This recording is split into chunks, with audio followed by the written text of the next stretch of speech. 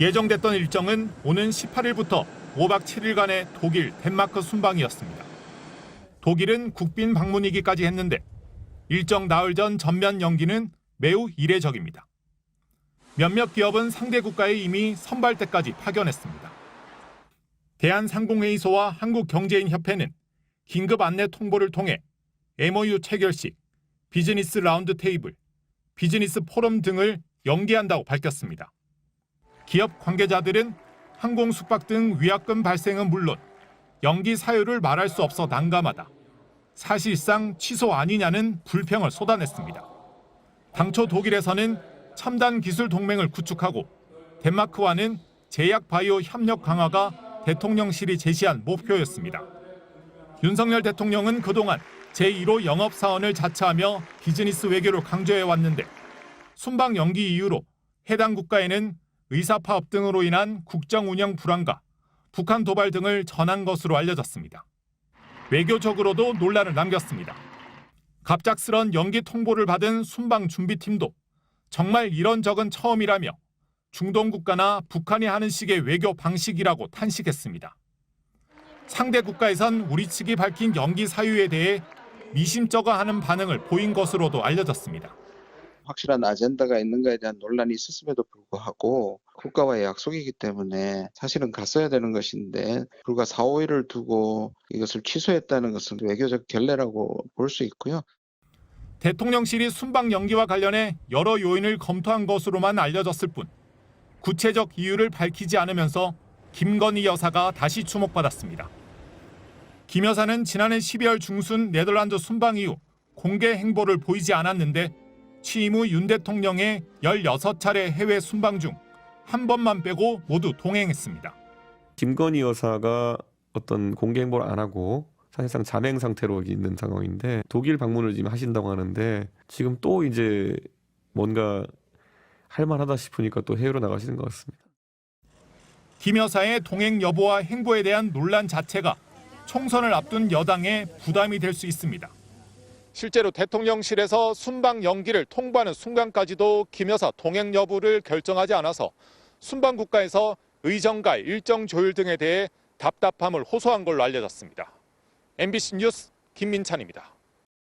한국이 북한의 형제국 쿠바와 수교했습니다. 쿠바에서 1959년 사회주의 혁명이 일어난 뒤 단절된 외교 관계가 65년 만에 다시 맺어진 겁니다. 수교는 물밑 협상부터 발표 순간까지 극비리에 진행됐습니다. 우리 시각으로 어젯밤 10시쯤 한국과 쿠바는 미국 뉴욕의 주 유엔 대표부 간 외교 공한을 교환했다고 발표하는 것으로 수교 사실을 전격적으로 알렸습니다. 양측은 서한 교환 5분 뒤 공표하자고 분단위까지 합의했고 사진 한 장도 배포하지 않았습니다. 국내에서도 쿠바 수교안은 그제 국무회의에서 의결됐는데 외교부를 제외한 대다수 국무위원들은 회의장에 앉고 나서야 쿠바 수교가 임박했단 걸 알았습니다. 이렇게 막판까지 보안에 신경 쓴 이유는 국제 무대에서 몇 안 남은 우방국을 잃는 북한의 방해를 방지하기 위해서입니다. 쿠바는 냉전 시기 이후 지금까지 북한과 반미, 반제국주의 노선으로 뭉쳐온 정신적 형제국입니다. 대통령실은 사회주의권에 대한 우리 외교의 완결판이라면서 북한으로선 상당한 타격이 불가피할 것이라고 평가했습니다. 그러면서 결국 역사의 흐름 속에서 대세가 누구에게 있는지 분명히 보여준다며 대북 메시지를 강조했습니다. 쿠바는 우리의 193번째 수교국으로 한국은 유엔 회원국 중 시리아를 제외하고 모든 국가와 외교 관계를 수립하게 됐습니다.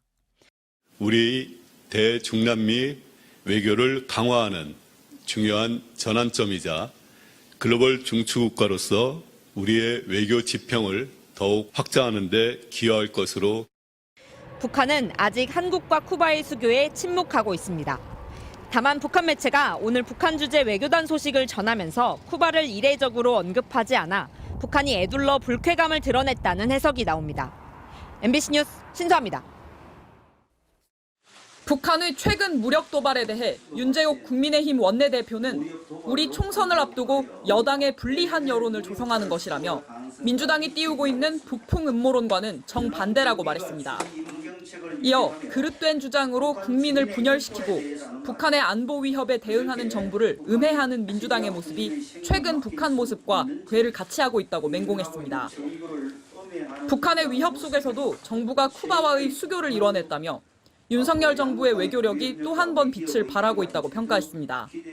북한이 수십 년 동안 수교를 방해해온 만큼 이번 수교를 두고 1990년대 북방 외교 이후 최대 외교 성과라는 평가가 나오고 있습니다. 반면 더불어민주당은 윤석열 대통령의 독일과 덴마크 순방 연기에 총공세를 폈습니다. 해외 투자자들 입장에서 보면 아니 국가 정상 외교를 갑자기 취소했는데 그 이유가 북한의 도발 우려 때문이라면 바로 남침이라도 하는 거 아닌가 이렇게 생각할 수밖에 없지 않습니까? 홍익표 원내대표는 단순히 외교적 결례일 뿐 아니라 국격과 품격을 동시에 떨어뜨리는 일이라 했고 정청래 최고위원은 순방 취소가 김건희 여사의 명품 가방 수수 의혹 때문이 아니길 바란다고 지적했습니다. MBC 뉴스 김민영입니다.